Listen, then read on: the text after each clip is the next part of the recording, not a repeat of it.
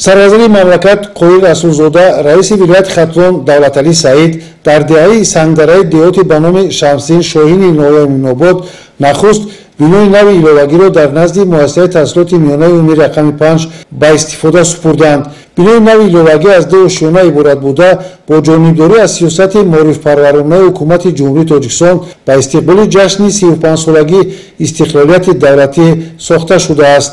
و تشبث اساسیدار صلح و وحدت پیشوای ملت در نزد مؤسسه ما بنای نوی ایلاواگی ساخته شده است که از 10 اتاق عبارت بوده. مینداری خود را با اساسگذار صلح و وحدت ملی پیشوای ملت پرزیدنت جمهوری تاجیکستان محترم امام علی رحمان بیان میکنیم.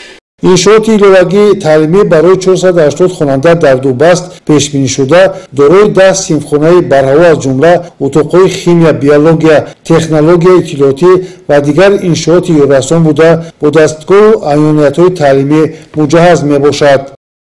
миннатдории худро ба асосгузори сулҳу ваҳдати миллӣ, пешвои муаззами миллат, президенти ҷумҳурии Тоҷикистон муҳтарам Эмомалӣ Раҳмон برای ساختن چنین بینایی نو و زمانوی و با شرایط خوب مجهز گردانیده شده بیان نموده. جواباً به این غمخواری ها کوشش می نماییم با بهای خوب و اعلی خوانده در دانشگاه و دانشکده های وطن عزیزمان تحصیل را ادامه داده به خلق و وطن عزیز خود صادقانه خدمت نماییم.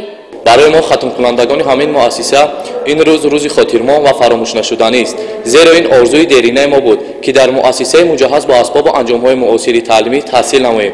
سمت سیاست معارف پرورانه پیشوای معظم ملت این است برای بلند برداشتن سطح دانش خوانندگان از فن‌های طبیعی و ریاضی سال‌های 2020-2040 را 20 ساله آموزش و رشد فن‌های طبیعت شناسی دقیق و ریاضی اعلام نمود. منتظم مکتب‌های زمانوی را ساخته پیشکش طالب‌علمان می‌نماید.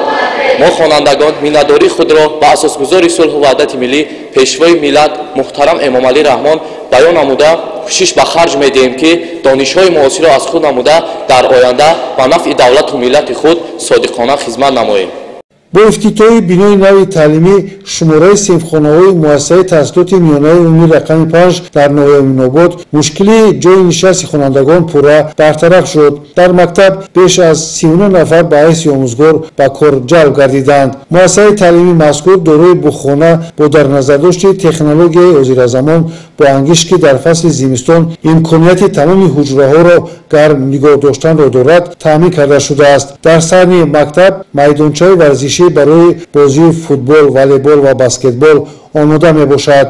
سرвазири мамлакат дар идомаи сафари корӣ ба ноҳияи Шамсин Шоҳин бинои иловагиро дар деҳаи дарёби ҷамъияти Доғистон ба истифода доданд. бинои нави таълимӣ аз 2 ошёна иборат буда дар асоси дастуру ҳидоятҳои сарвари мамлакат муҳтарам Эмомалӣ Раҳмон ба истиқболи ҷашни 35-солагии истиқлолияти давлатии ҷумҳурии Тоҷикистон аз ҳисоби Бонки Исломии рушд бо дастгирии вазорати маориф ва илми ҷумҳурии Тоҷикистон аз тарафи ҷамъияти дорои масъулияташ маҳдуди Фаридуни шаҳри Кӯлоб сохта шудааст. бино 2 ошёна буда дорои 10 синфхонаи таълимӣ, утоқи кории директор, утоқҳои фанӣ, хонаи омӯзгорон, роҳрав, ҳавлӣ, майдончаи варзишӣ мебошад.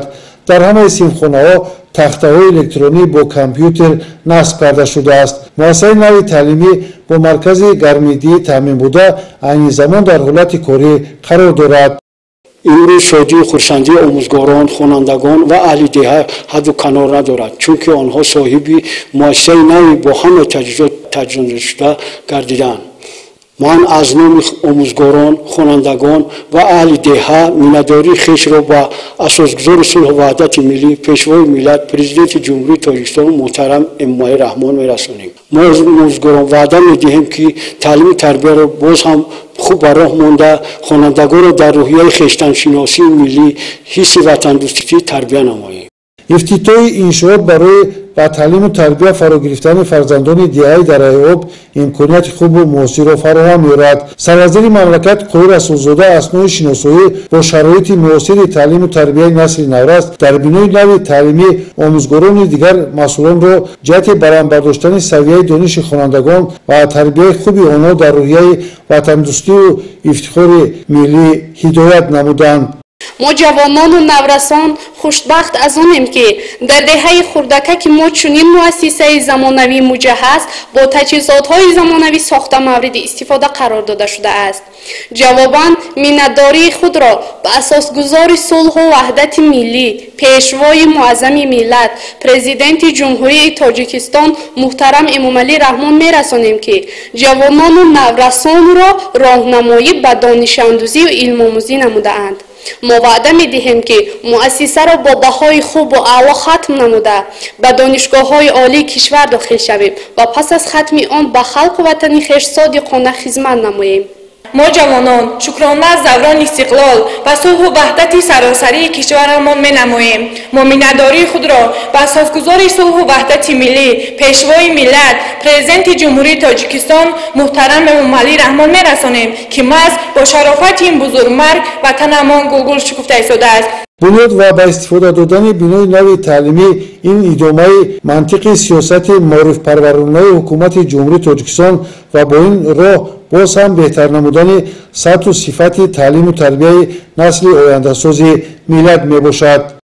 در دایره آمادگی به جشن 35 سالگی استقلالیت دولتی با سیاست سازنده و بنیادگرانه حکومت جمهوری تاجیکستان اهل زمان در ناحیه‌های مومن‌آباد و شمسین شاهین کارهای آبادانی و سازندگی با مرام ادامه دارد.